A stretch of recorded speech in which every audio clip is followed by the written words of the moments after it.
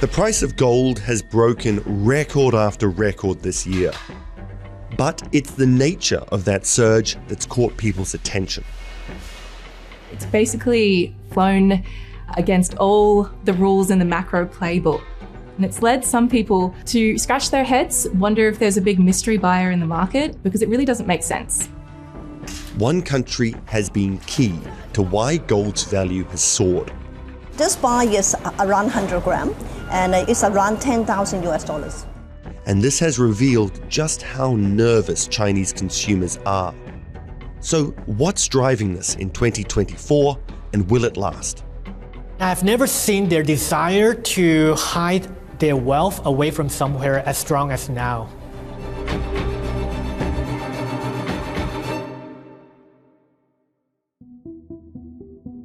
As a bit of a primer, it's worth quickly looking at just how much gold actually exists.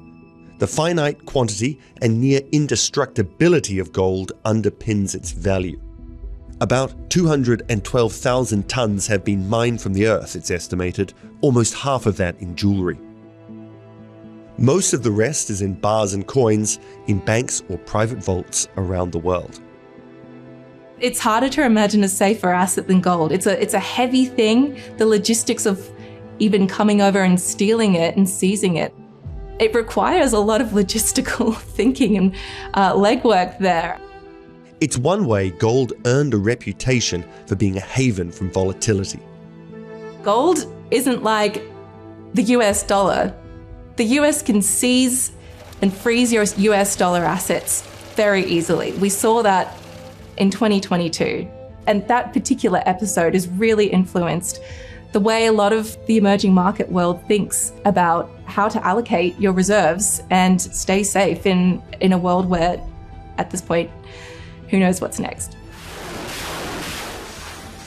In the first half of 2024, war in Ukraine and the Middle East, as well as the prospect of lower US interest rates, all nudged the price up. So, who's been driving gold prices in 2024? First, central banks. They've been buying up quite a lot of gold, hoovering it up really over the last 2 years. You've had analysts from Goldman Sachs pointing to emerging market central banks as being the real driver behind gold's incredible rally this year. In fact, it's been the dominant driver of the upward gold move since 22. The moment that Russian financial assets were blocked, then that sparks a lot of concern from a lot of emerging markets and China in particular that, who knows, this might happen to them one day. The People's Bank of China embarked on an 18-month buying spree in 2023 and 24, purchasing gold to diversify away from US dollars as tensions with America grew. The central bank's now sitting on nearly 2,300 tons. Which brings us to the other driver that pushed up gold's price, China's retail might. When you buy traditional Chinese gold jewelry, you're not just buying the design, you're quite literally buying its weight in gold. This is the Chinese bangle. Normally, in the tradition, and the parents, the grannies, the family will pass this Chinese jewelry to the next generation. So they pass on to you as a luck to give you some blessing. And at the same time, it's more like passing on some of the tangible assets to the next generations as well. It is a tangible representation of wealth. As Chinese consumers joined in the rush earlier in the year, gold's value accelerated even more. Social media was awash with hype. China's now the world's biggest retail buyer of gold, purchasing roughly 1,000 tons in 2023, mostly in jewelry. But Chinese gold demand hasn't been driven by people spending extra cash. Quite the opposite. China's economy is struggling. Why does this market keep faltering? A swinging local stock market, limited investment options, and a persistent property crisis is dragging on the Chinese economy. Over the last 3 years, China's property market has been battered. Homes were a key store of value for many Chinese. As the crisis has dragged on, billions have been wiped off household wealth. Government figures show at least 380 million square meters of excess housing in China. That's equivalent to the size of Detroit. And despite Beijing unveiling its biggest package yet to reduce borrowing costs, prices have continued to slump. In the last 20 or 30 years, I have not seen, in general sense, the Chinese population has been so worried about the future, the economic future. Anxiety lingers about jobs, wages, and what lies ahead for China.